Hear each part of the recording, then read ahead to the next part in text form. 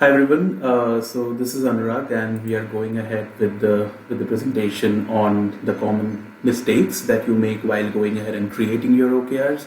The intent is to ensure that there is some contingency that we are able to build around it.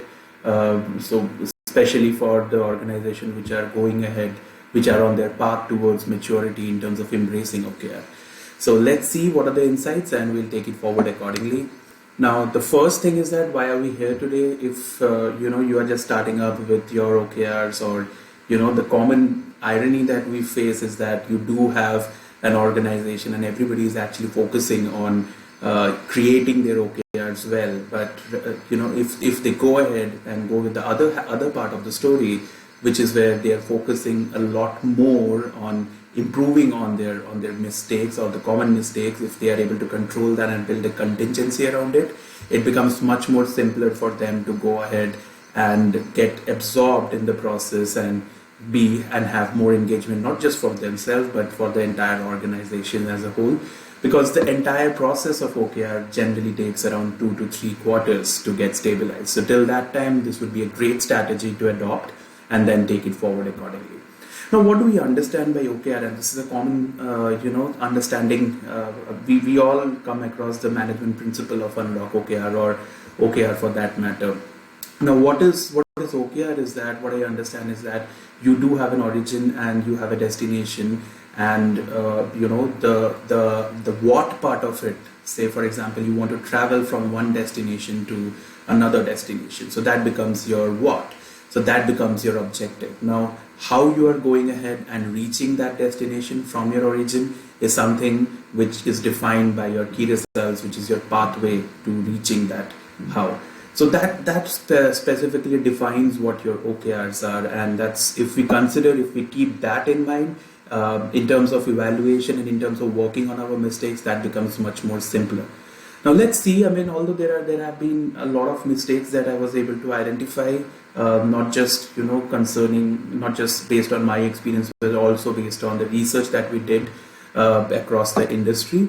But just for the sake of being conscious of the time that we have at this point of time, there are 5 common mistakes that I have been able to jot down in this session today. And the first one is of course absence of check-in, right?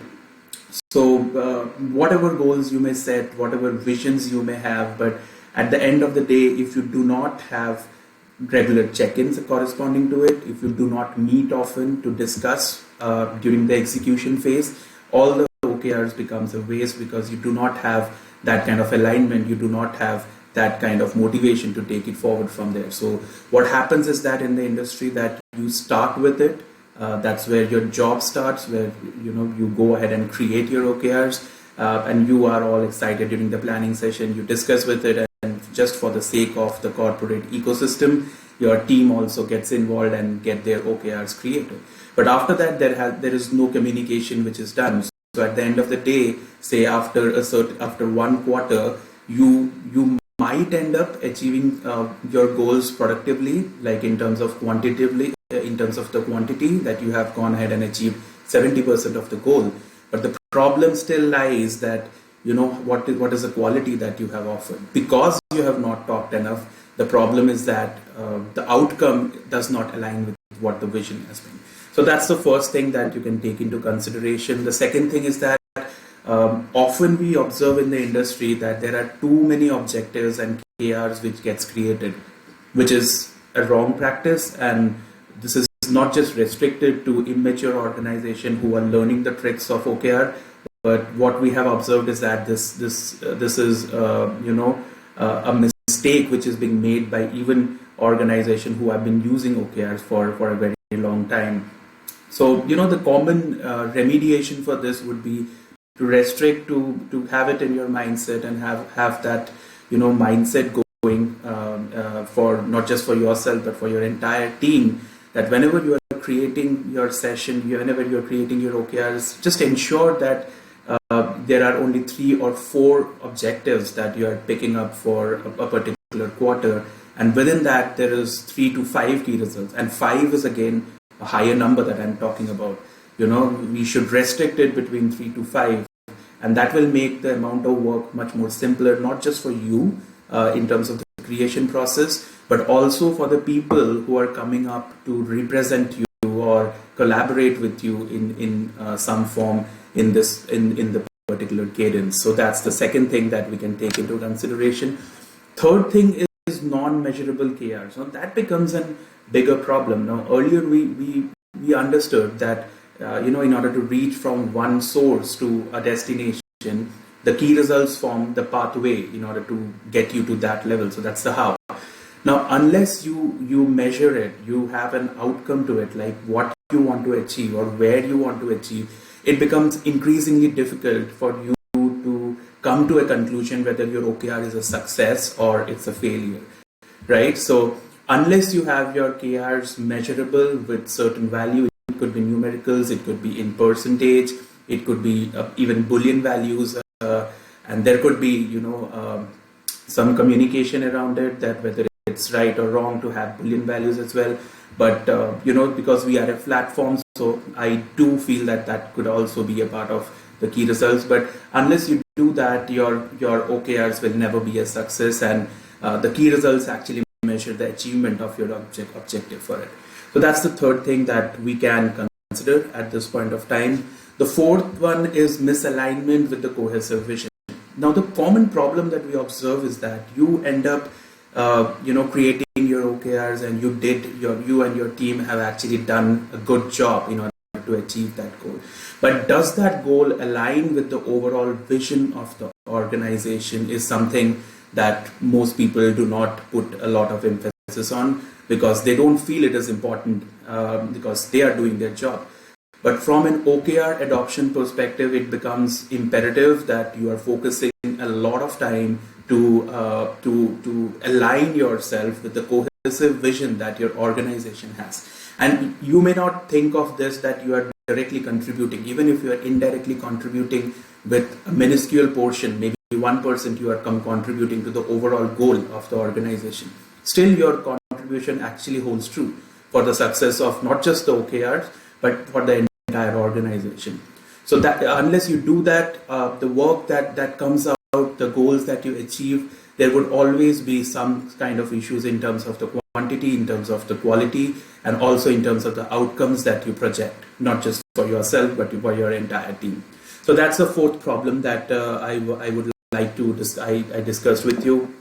The fifth one is a very, very common problem, and this is a problem even I have faced when I started with my OKRs, and it's very different, and it's weird in a sense that I have always been goal centric in my life. So this product becomes easier for me to make or think of, because from my high school itself, I always had goals that what I want to achieve every year. But still, when professionally I went ahead and tried to create my OKRs, I never knew that what is the scope of that OKR. So either I was actually creating too easy OKRs, or I was creating too ambitious OKRs that was not achievable from any sense of imagination.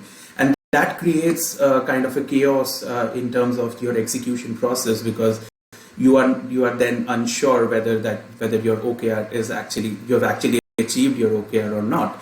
So you may think of your team completing 100% of their goals, as you see on the screen. However, you may actually end up realizing that those goals are very, very simple to achieve, and that's why they have gone ahead. So what we need to expect is that we should actually expect somewhere around 70 to 80% of completion of our OKR each quarter.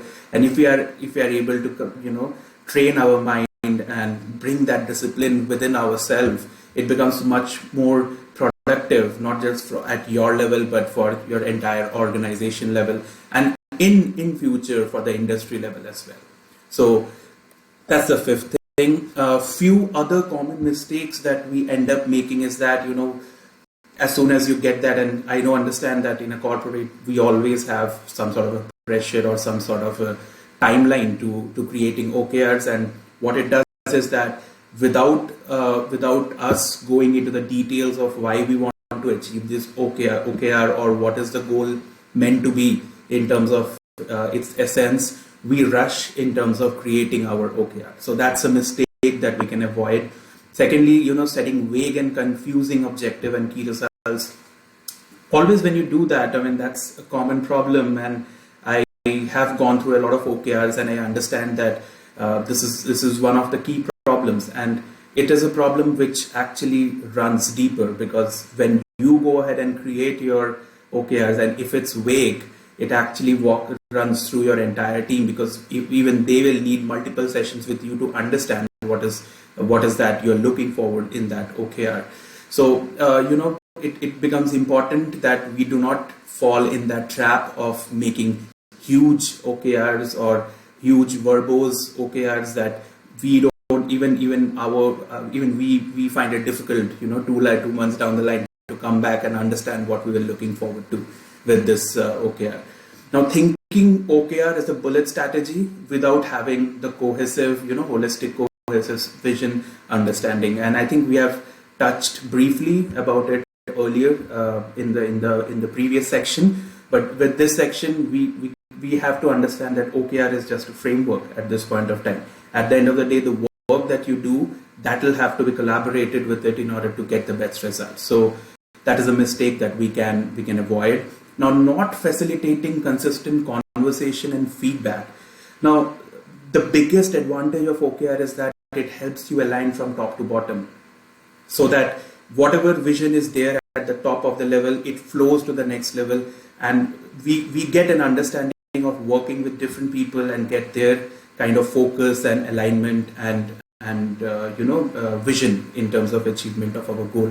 But the common problem that happens is that because of inconsistent conversations and feedback, what we end up doing is that we are not communicating the right message to our teammates while they are going ahead and executing their message, right? So that's a mistake that we can avoid as well.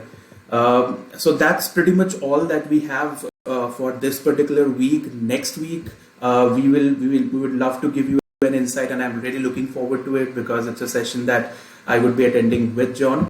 And our job in the next content would be to give you some insight about our product, Unlock OKR, and what it has to offer when you talk about solving a lot of problems in the OKR world and getting a better adoption from our client.